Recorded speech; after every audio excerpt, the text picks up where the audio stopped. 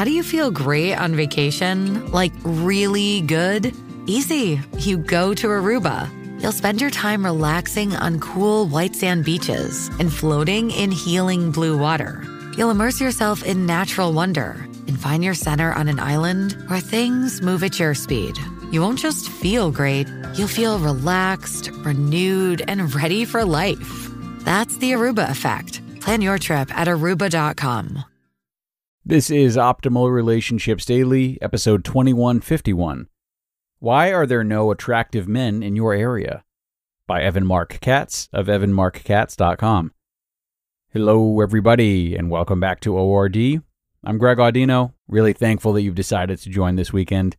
And what do you say we keep this intro nice and short and get right to the post from Evan today as we optimize your life? Why are there no attractive men in your area? By Marc Katz of evanmarckatz.com. We've spent some time talking about dating market value.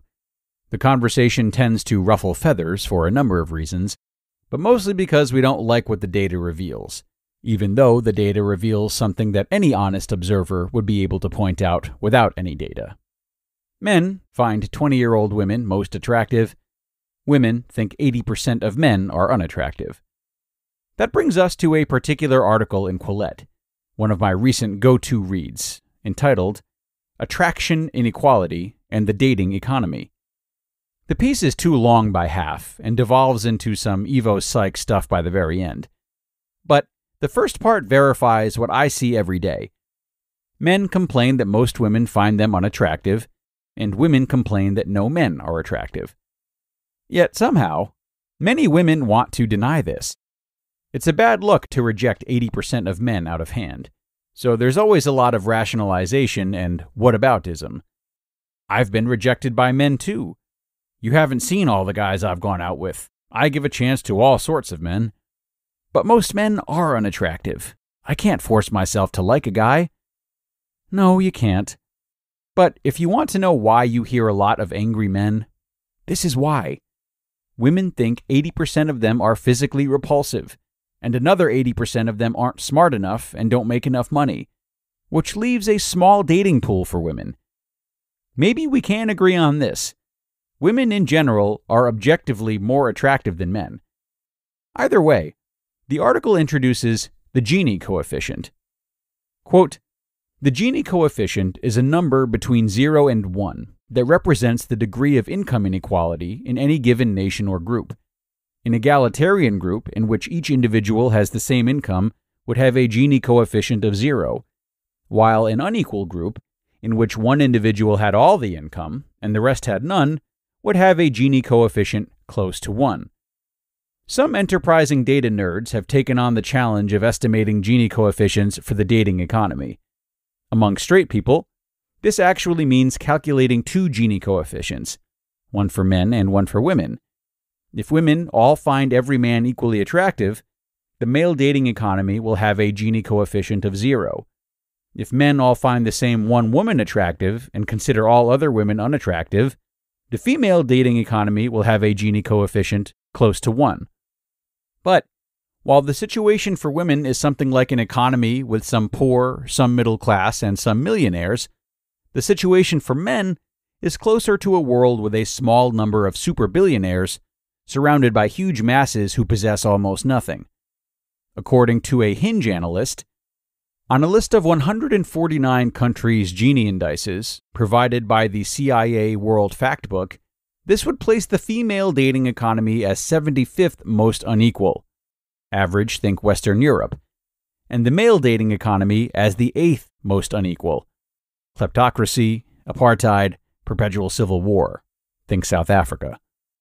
Quartz reported on this finding, and also cited another article about an experiment with Tinder that claimed that the bottom 80% of men, in terms of attractiveness, are competing for the bottom 22% of women, and the top 78% of women are competing for the top 20% of men. These studies examined likes and swipes on Hinge and Tinder, respectively, which are required if there is to be any contact, via messages, between prospective matches. Tinder's Gini coefficient is 0.58, meaning it has higher inequality than 95% of the world's national economies. End quote. That sounds about right to me. Men swipe right on everyone remotely attractive, just to see who replies. Women are far more selective, swiping back on less than 30% of men and wondering where all the men are. I don't blame them, and neither does the author. Quote, "There are no villains in this story.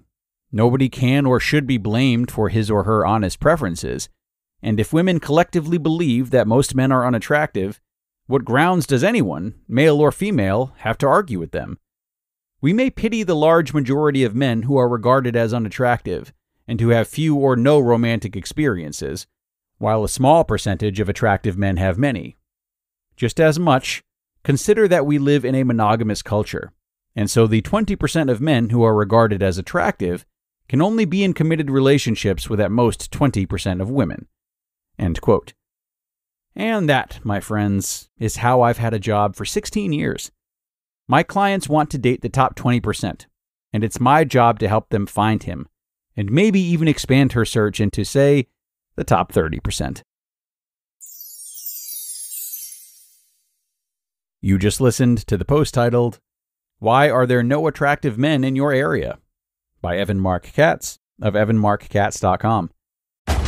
On May 10th, Kingdom of the Planet of the Apes is coming to IMAX and theaters everywhere. What a wonderful day! This summer, one movie event will reign. It is our time. They stole my village. I know where they're taking your clan. Bend for your king. Never. Kingdom of the Planet of the Apes. Only in theaters May 10. Tickets on sale now. Rated PG-13. Some material may be inappropriate for children under 13. Okay, and thanks to Evan for sharing this post, one that could indeed be pretty divisive, as he suggests. And whether or not you buy into what he said, or what the article he featured has said, remember that there are always exceptions. And oftentimes it's when we forget this that we are most apt to falling victim to negative thinking. If you're a man who thinks you're hopeless if you're not in the top 20% of attractiveness, or a woman who thinks you're hopeless as soon as you age out of your 20s, giving way to these generalizations is not going to help you at all, for a myriad of reasons. Your frustrations can pile up, leading to issues with self-confidence, preconceived notions about what people in the dating pool are about or are looking for, perhaps even deciding to play by the same rules, if you will, and leaving your values behind, as if this would somehow help you get revenge or level the playing field in a healthy way. We often go to generalizations because we feel as though they're realistic, but relying too heavily on them only limits our open-mindedness and therefore our potential. This is the case in dating or anywhere in life, really. So it's something to keep in mind, folks, as we come to the end of another episode of ORD. Thank you, as always, for tuning in and making it possible. Thank you for listening all the way through to the end. And I hope to see you again tomorrow for more content. That's where your optimal life awaits.